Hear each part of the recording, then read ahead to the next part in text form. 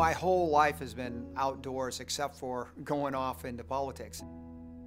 Getting outside is absolutely essential for my own state of mind.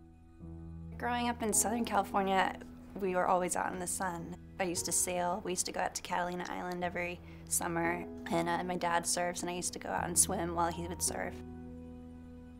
Being tan was a big part of my life. Being in San Diego is the look, but I wish that I was more aware of like just wearing sunscreen. I thought my parents didn't want me to get a sunburn, but you know, in reality, there's a big danger being out in the sun.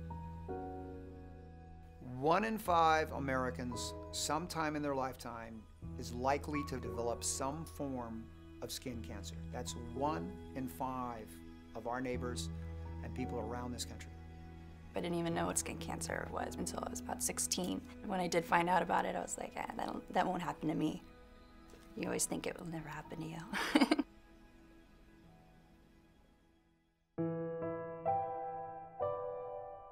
My melanoma started on my shin.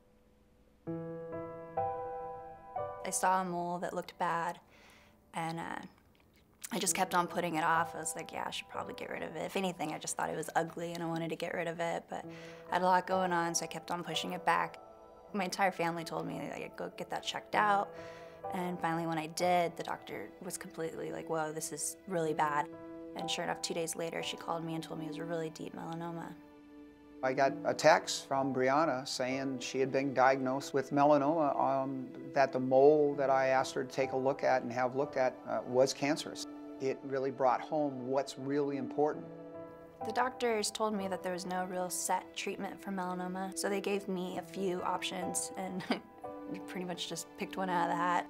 They told me I was going to go through chemo, it was going to be hard, and you know, I had 40% chance it was going to come back.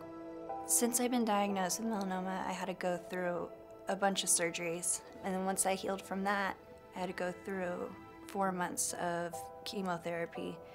And they also told me that, you know, one of the side effects of this is that I might not be able to have kids, and that was kind of hard for me to grasp. How old do you think you were there?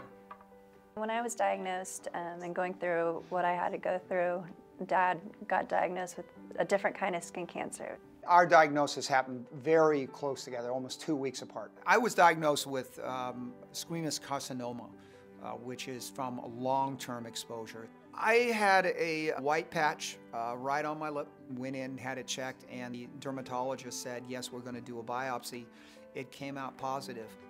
I actually had the dermatologist go in and cut the cancer out one day and had to schedule the next day for plastic surgery. So those are the kind of things you want to try to avoid by making sure you keep an eye on the problem and it doesn't reach this stage.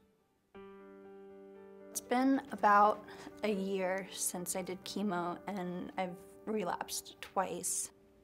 Until, you know, something's done and they find a treatment that can stop this disease, I'm going to be going through this probably the rest of my life. The pain that I'm putting my family through because of my negligence is like the worst feeling in the world, and all I had to do was wear sunscreen. The fact is, seeking shade, covering up, and wearing sunscreen should be the priorities. It's absolutely essential that everyone understand it's our job to detect skin cancer. When you start seeing changes, something that doesn't look like it did before, that's the time to have it checked. Your body is telling you something's going on and you better be on top of it. And whenever in a doubt, go talk to a dermatologist, find out about it. I'm Briana Bilbray. And I'm Congressman Bilbray. And we're helping to put a spotlight on skin cancer.